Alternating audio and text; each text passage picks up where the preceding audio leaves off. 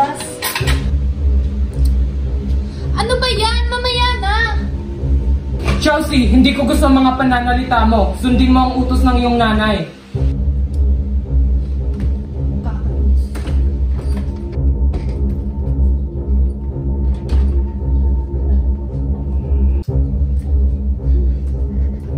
Kakainis naman tong buhay na to.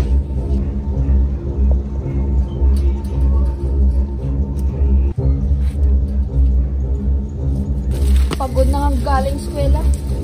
Nautusan pa. Ano ba naman to? Kayong mga halaman kayo, mga wala kayong kwenta. Dahil sa inyo nautusan pa ako.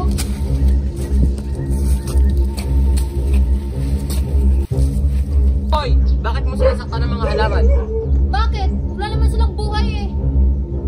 Balang araw, malalaman mo rin ang kahalagahan ng mga halaman. Sino ba yung lalaki niyo? Wala naman siyang karapatan pagsabihan ako ah. Tapos ka na ba sa inutos sa iyo ng iyong nanay? Pwede ka ba kumuha ng malunggay sa labas?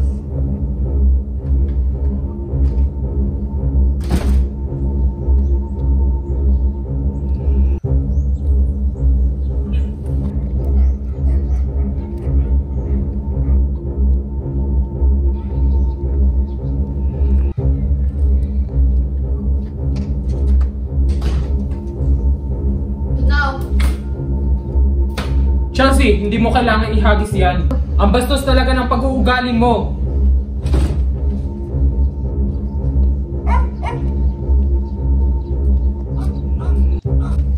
Ano ba yan? Parang kulay at halaman lang. Mas importante pa ba yun sa akin? Wala naman po kwentang halaman na to. Ikaw? Ikaw? Wala naman kayong kwenta. Iha, anong ginagawa mo sa mga halaman? Hindi mo ba alam na may buhay ang mga yan? OMG talaga? Nakakosyong ka pa talaga? Nasaan yung camera? Prank ba to?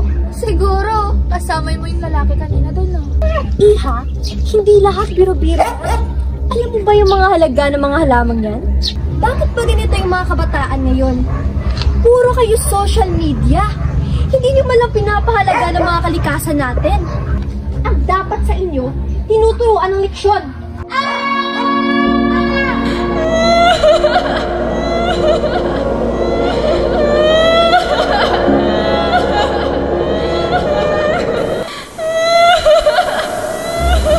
Ano nangyayari?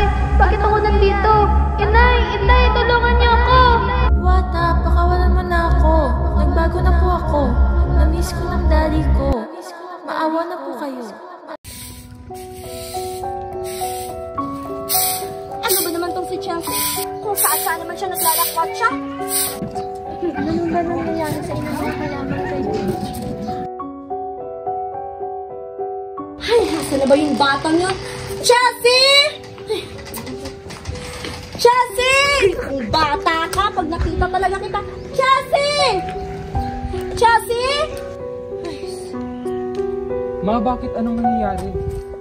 Yung anak mo kasi, kanina ko pa tinatawagan, hindi sumasagot. Ano? Hindi siya umuwi? Oo, huwag ka na maraming satsap. Tumawag ka na ng tulong sa barangay. Tulong! Tulong! Diwata, maawa po kayo sa akin. Ibalik niyo na po ako sa dati.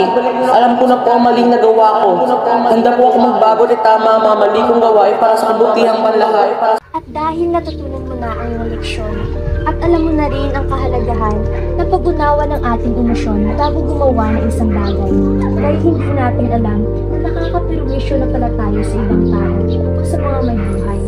Ikaw ay magiging mabuting halimbawa sa iba at magpatuloy na gumawa ng mabuti sa lahat ng ating mga ginagawa. Walang kwenta ng buhay ito. Ay, saan ba kayo? Palalayain lamang kita kapag ikay handang magbago at magiging responsable individual.